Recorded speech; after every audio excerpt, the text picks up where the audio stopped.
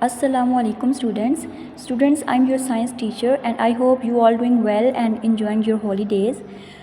Students, हमने previous lecture में waves and energy chapter complete कर लिया था.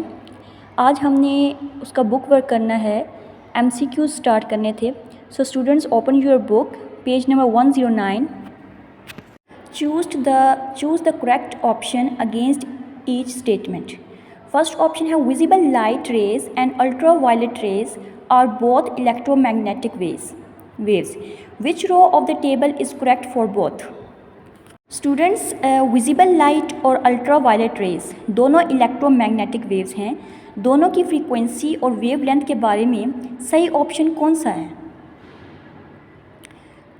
याद रखें, विजिबल लाइट की फ्रीक्वेंसी अल्ट्रावायलेट से कम होती है, ठीक है, और अल्ट्रावायलेट की वेवलेंथ विजिबल लाइट से छोटी है, इसलिए फ्रीक्वेंसी भी डिफरेंट है और वेवलेंथ भी डिफरेंट है. So option D is correct. Second है the correct arrangement of colours in order of increasing wavelength is. Students, increasing wavelength के ऑर्डर में कलर का सही सीक्वेंस कौन सा है? आप रेनबो का ऑर्डर याद रखें, ठीक है. Violet, indigo, blue, green, yellow, orange, red, ये जो है ये रेनबो का क्या है, सीक्वेंस है, ठीक है. इंक्रीजिंग वेवलेंथ का मतलब छोटी सी बड़ी वेवलेंथ, ठीक है. तो कौन सा ऑप्शन करेक्ट होगा? Option C, violet, green and red. Third है here is a diagram of a wave, answer the next two questions using the diagram. ठीक है, डायग्राम आप देख रहे हैं, वेव बनी हुई है, ठीक है. पहला है what is the amplitude of this wave. ठीक है, ये जो वेव बनी हुई है इसका एम्पलीट्यूड क्या होगा? स्टूडेंट याद रखिएगा, एम्पलीट्यूड होती है मिडल लाइन से क्रस्ट से ट्रफ तक की हाइट. ग्राफ में मिडल लाइन से क्रस्ट तक का डिस्टेंस 2.8 सेंटीमीटर बनता है, ठीक है. आप देख भी लें बुक पे. तो इसका करेक्ट ऑप्शन क्या है? 2.8 सेंटीमीटर. सेकेंड है what is the wavelength of this wave. ये जो वेव बनी हुई है इसकी वेवलेंथ क्या होगी? याद रखिएगा, वेवलेंथ होती है एक क्रस्ट से दूसरी क्रस्ट तक का डिस्टेंस.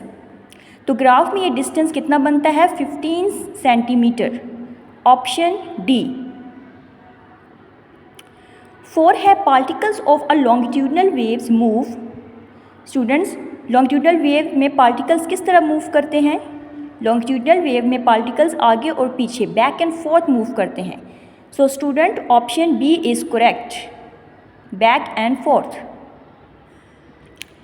फिफ्थ है sound of a crow is shrill.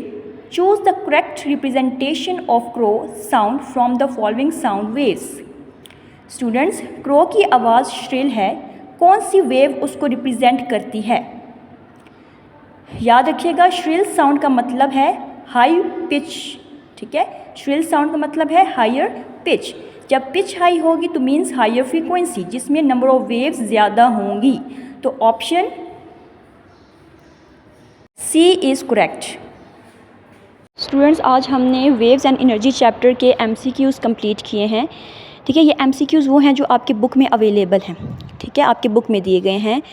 आज की जो वर्कशीट है, एक्टिविटी है, ठीक है, वो मैंने आपको प्रोवाइड कर दी है, ठीक है. आज आपने ये असाइनमेंट करनी है, एक्टिविटी करनी है.